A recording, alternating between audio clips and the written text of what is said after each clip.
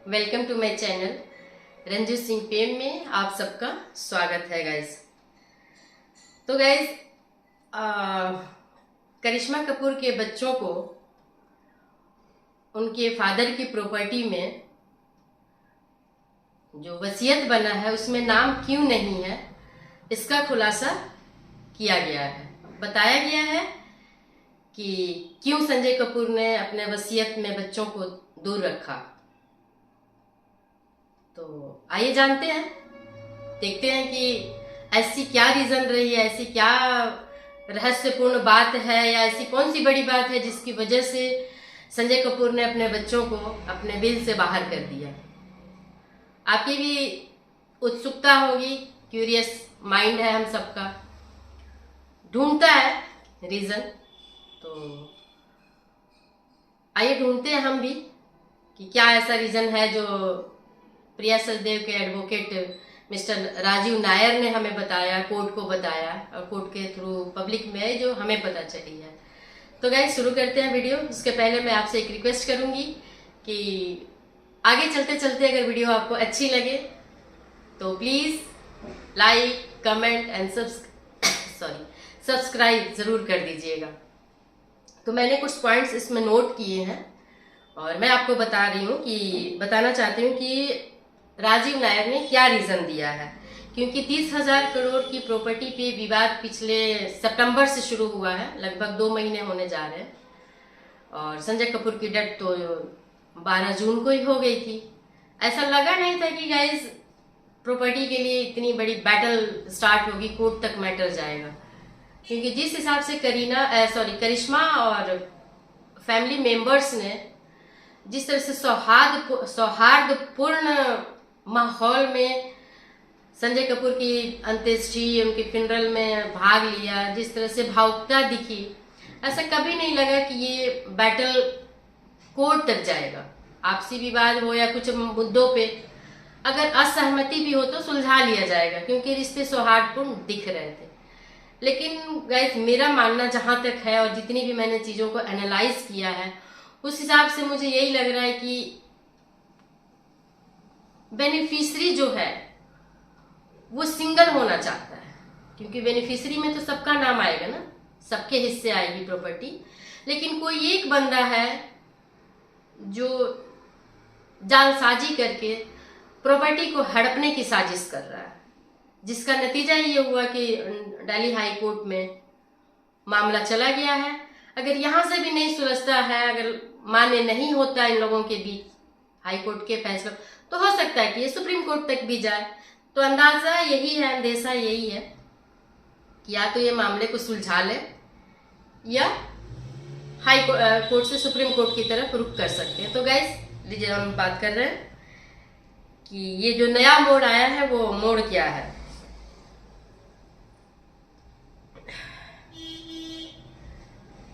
जी, अब मैं ये बोलना चाहती हूँ कि ये जो इनका बिल बना है वो डिजिटल है। तो डिजिटल आजकल सभी को पता है कि डिजिटल सिग्नेचर भी एड ऑन किया जा सकता है। तो संजय कपूर के सिग्नेचर होंगे, कहीं से भी उठाया जा सकता है और कहीं से भी उठाकर डिजिटल प्लेटफॉर्म पे उसको फिट किया जा सकता है और वसीयत अपने मन मुताबिक, अपने फायदे नुकसान के हिसाब से उसको बनाया जा सकता है। और वो जो सिग्नेचर संजय कपूर का डिजिटल उठा करके या कहीं भी फिजिकल, क्योंकि बहुत जगह उनके सिग्नेचर होंगे, किसी भी सिग्नेचर को उठा के डिजिटल प्लेटफॉर्म पे डाल के और वो वसीयत बना दी गई है। गाइस आप लोग देखिएगा, ये मुझ जैसे लोगों को पता है, तो कोर्ट में भी बहुत अच्छे खासे पढ़े लिखे लोग हैं जो इन चीजों पे सवाल उठाएंगे। ये पॉसिबिलिटी है, बिल के साथ जालसाजी करने की पॉसिबिलिटी है। दूसरी चीज कि सिग्नेचर जो है विटनेस का, उस पर भी सर्च किया जाएगा कि वो बंदे जब सिग्नेचर करने आए थे विटनेस की जगह पे, तो वो वहां किस डेट को थे या जिस डेट को ये दिया गया है, वसीयत बना है, उस डेट में वो कहाँ थे। गाइस अगर ये छानबीन की जाएगी तो मैटर आगे जाएगा और क्लियर हो सकता है, ऐसा चांसेस है मेरे अपने नजर से। तो इनका ये कहना है कि उनके बच्चे, मतलब कि करिश्मा कपूर के बच्चों ने संजय कपूर के सिग्नेचर पे कोई सवाल नहीं उठाया। तो गाइस जो तो मैं भी कह रही हूँ, आप भी समझ सकते हैं कि ओरिजिनल सिग्नेचर तो है ही है उनके, कहीं से भी उठा करके, क्योंकि घर में पेपर्स पे, डॉक्यूमेंट्स पे बहुत सारे सिग्नेचर होंगे, कोई भी उठा करके वहां लगाया जा सकता है। क्योंकि आजकल ऑनलाइन ट्रांजैक्शन भी होते हैं, तो सिग्नेचर करके दे दिया जाता है, वो वहां पे लगा दिया जाता है, वेरीफाइड हो जाता है, तो कॉमन है। तो सिग्नेचर में कोई गड़बड़ नहीं है, तो बच्चे क्यों कंप्लेन करेंगे? मेन है जो सिचुएशन बन रही है कि बच्चों को बाहर क्यों कर दिया। तो उनका जवाब ये है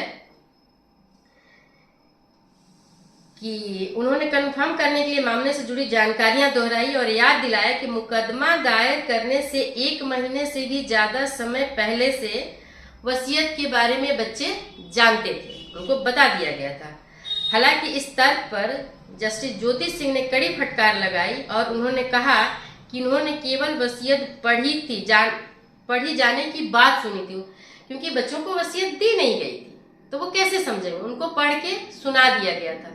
तो आप, मेरे हाथ में वसीयत है और मैं कितना पढ़ रही हूँ और कितना सुना रही हूँ, कौन सा पॉइंट नहीं पढ़ रही हूँ, ये बच्चों को क्या पता? असली चीज तो तब आई ना गाइस, मैं बीच में बोल रही हूँ, ये बात तो तब आई ना जब वसीयत बच्चों के हाथ आई, रानी कपूर के हाथ आई, कोर्ट ने उनको ऑर्डर किया कि आप वसीयत की एक कॉपी बच्चों को दीजिए, तब बच्चों को पता चला ना। तो ये पुरानी बातें दोहरा रहे हैं वकील साहब, इसी से पता चल रहा है कि, इससे भी पता चल रहा है कि दाल में काला है, कहीं ऐसा ना हो कि पूरी दाल ही काली निकले।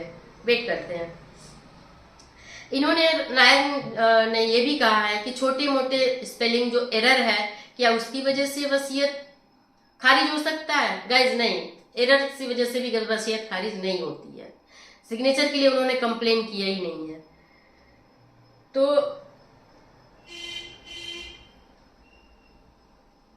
इन्होंने ये कहा है, नायर ने, कि प्रिया कोई होम मेकर नहीं है, मतलब कि घरेलू महिला नहीं है, वो एक बैंकर रही है। अगर वो विल बनाती तो इतनी गलती नहीं होती। तो इनके कहने का क्या मतलब है कि संजय कपूर गंवार थे?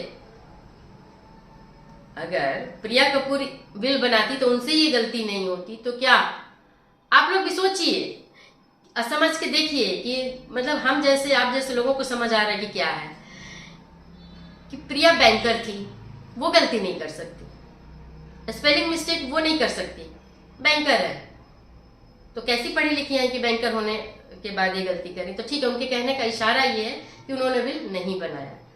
तो क्या संजय कपूर गंवार थे? उन्हें अपने बच्चों के नाम की स्पेलिंग नहीं पता थी? अपने बच्चों के एड्रेस नहीं पता था? ये पॉइंट ये है।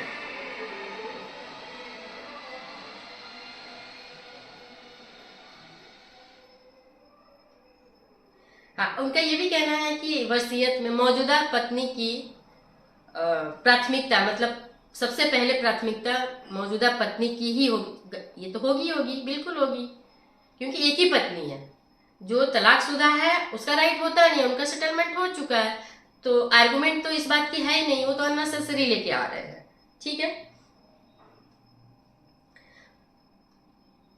और कह रहे हैं उन्होंने, राजीव नायर जी का है कि बच्चे कह रहे हैं कि वो ऐसी वसीयत नहीं बना सकते थे और वसीयत के टाइम पे वो छुट्टियों पे थे, उनका ये कहना है।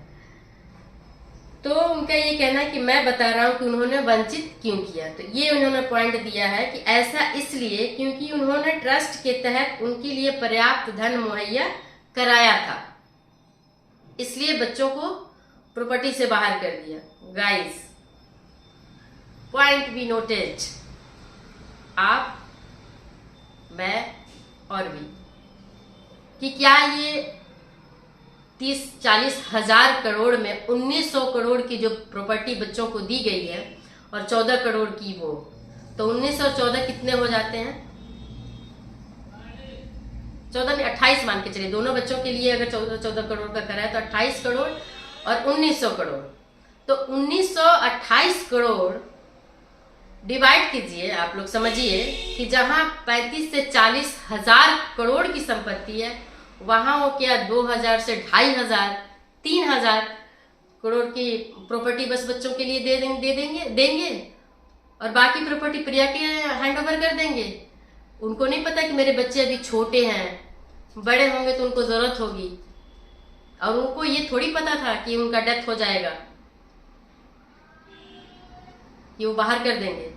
तो नायर का ये कहना है, गाइस वीडियो लंबी हो रही है थोड़ी, ट्रस्ट के तहत उन्होंने धन प्राप्त मुहैया करा दिया था, इसलिए उन्होंने वसीयत से बच्चों को वंचित रखा। और उनका बच्चों पे इल्जाम है कि चूंकि बच्चों को 1900 करोड़ मिल गए थे, तब बच्चों ने रानी कपूर के लिए एक भी आंसू नहीं बहाया कि मेरी दादी माँ को भी मिलना चाहिए, तब तो चुपचाप बैठ गए थे। ये इनका बयान है वकील साहब का, नायर जी का, जो प्रिया सचदेव के वकील हैं। तो गाइस, ये क्या इनके पॉइंट जस्टिफाई हैं आप लोगों के हिसाब से? तो आप लोग उम्मीद रखिए, ईश्वर से प्रार्थना कीजिए कि बिल्कुल बच्चों को राइट्स मिलेगा, क्योंकि कोर्ट भी इतना अंधा नहीं है। हालांकि कानून अंधा होता है, पट्टी होती है, लेकिन कान खुले होते हैं, वो किसी के चेहरों पे नहीं जाता। वकील जो लोग बहस करेंगे, और न्यायकर्ता का दिमाग और कान खुला होता, आंखें भले बंद हो, पट्टी भले लगी है न्याय की देवी को, तो ये बच्चों को हक मिलेगा, रानी कपूर को भी हक मिलेगा। कितना मिलेगा ये कोर्ट के विवेक पे निर्भर करता है गाइस। तो हम वेट करेंगे कि क्या होता है, कितना टाइम लगता है। और आज जो है 28 अक्टूबर को कोर्ट की हियरिंग है, 2:30 बजे का टाइम मिला हुआ है। तो हम वेट करते हैं कि आज क्या निकलता है कोर्ट के साइड से। तो शाम की वीडियो या कल वीडियो जाएगी, तो आज के कोर्ट के आर्गुमेंट, कोर्ट के डिसीजन, कोर्ट के बिहेवियर पे जाएगी। तो गाइस, वीडियो अच्छी लगी हो, जानकारी से आप लोग संतुष्ट हो, तो वीडियो को लाइक, कमेंट और सब्सक्राइब जरूर कीजिएगा। तो मिलते हैं, bye bye guys, bye bye friends, YouTube families, फिर मिलते हैं नेक्स्ट वीडियो में। Bye bye.